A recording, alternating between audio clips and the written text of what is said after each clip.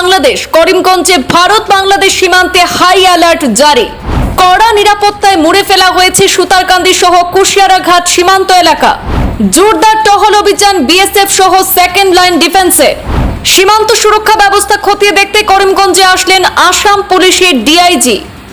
বাংলাদেশের প্রধানমন্ত্রী দেশ ছাড়ার পর ব্যাপক তাণ্ডবলীলা চলে বাংলাদেশে।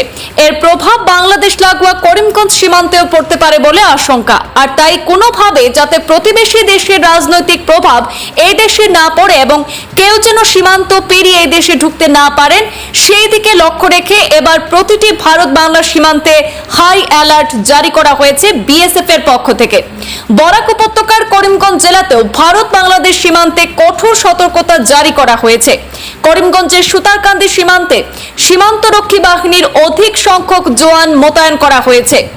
আজ করিমগঞ্জের বাংলাদেশ সীমান্তবর্তী বিভিন্ন এলাকা এবং কুশিয়ারাঘাট ঘুরে দেখলেন আসাম পুলিশের ডিআইজি কঙ্কন জ্যোতি শইকিয়া এবং করিমগঞ্জের পুলিশ সুপার পার্থপ্রতিম দাস সহ বিএসএফ এর আধিকারিকরা।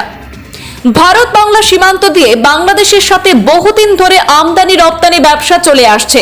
শুধু ব্যবসায়ী নয়, এই সীমান্ত দিয়ে প্রতিদিন বহু পর্যটকরাও যাওয়া আসা করেন। বর্তমানে বাংলাদেশের এই উত্তপ্তকর পরিস্থিতির কারণে ভারত বাংলা সীমান্তের নজরদারি আরও বৃদ্ধি করা হয়েছে সীমান্ত এলাকায়। উল্লেখ্য, করিমগঞ্জ জেলার শহরের 4 কিলোমিটার অধিক সীমান্ত উন্মুক্ত রয়েছে।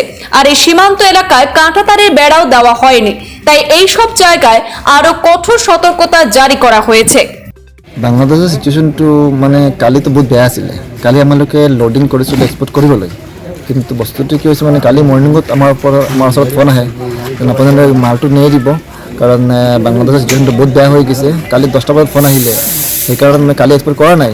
কিন্তু কালি যেতিয়া ইভিনিঙত ফোন আহিলে যেনে PM ৰেজিগনেশ্যন দিছে, তেতিয়ালৈকে পৰা আমালোকে কোৱা হৈছে আপোনালোকে গাড়ী নিয়াই দিব যেতিয়ালৈকে আমালোকে নকওঁ, কাৰণ চিচুৱেশ্যনটো বেয়া। কোনোবা যদি আমাৰ গাড়ী গৈ পেলাই তাতে যদি মানে হাংগামা হৈ যায়, তাহলে সিহঁতে ৰিস্ক নলয়। সেইটো কাৰণে আমালোকে এতিয়া ট্ৰেক বন্ধ কৰি আছোঁ।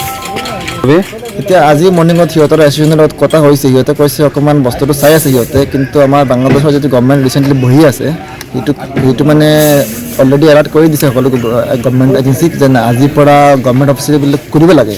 তেতিয়াৰ পৰা আমাৰ বাংলাদেশৰ সুপাৰিনটেণ্ডেণ্ট আহিছে, অফিচত আহিছে আৰু বেংক চেংক খোলা হৈছে, কিন্তু তাৰপিছত আমালোকে মালটো এৰা নাই, এইকাৰণে ইয়াৰ পৰা এক্সপৰ্ট কৰা নাই। কাৰণ বাংলাদেশৰ পৰা অফিচিয়েলি যেতিয়ালৈকে আমালোকৰ ছিগনেল নাহে কাৰণ চিটুৱেশ্যনটো নৰ্মেল হ'ব না নহ'ব, কাৰণ এতিয়ালৈকে নৰ্মেল হোৱা নাই ভালকৈ। সিহঁতে কৈছে ৱেইট 2 or 3 days, তাৰপিছত আমালোকে জনাম, তাৰপিছত আপোনালোকে গাড়ী সোমাব। আমাৰ ইয়াত অকণমান BSF ৰেষ্ট্ৰিকশ্যন কৰিছে, যেনে হাই এলাৰ্ট আছে বৰ্ডাৰবিলাক। আমাক কালি BSF ফোন কৰি কৈছে আমালোকক যেন আপোনালোকে অকণমান চাব মানে বস্তুটো, এইটো হাই এলাৰ্ট আছে, ইয়াত মানুহ বেছি আহিব নালাগে, অকণমান এৱাৰ্ড কৰি দিব।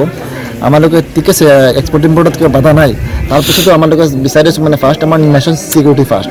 সেইটো কাৰণত আমিও বিচাৰিছোঁ মানে 2-3 দিন যদি বন্ধ কৰি দিওঁ, নেশ্যনেল ছিকিউৰিটি ইম্পৰ্টেণ্ট। আৰু তাৰপিছত বাংলাদেশৰ পৰা এতিয়ালৈকে কনফাৰ্মেশ্যন অহা নাই, যদি আহে এতিয়া আমি BSF আমাৰ পৰ্ট আছে, আমাৰ কাষ্টমাৰ আছে, সিহঁতৰ লগত কথা পাতি পেলাই আমালোকে প্লেনিং কৰিম, কেতিয়া ষ্টাৰ্ট কৰিম।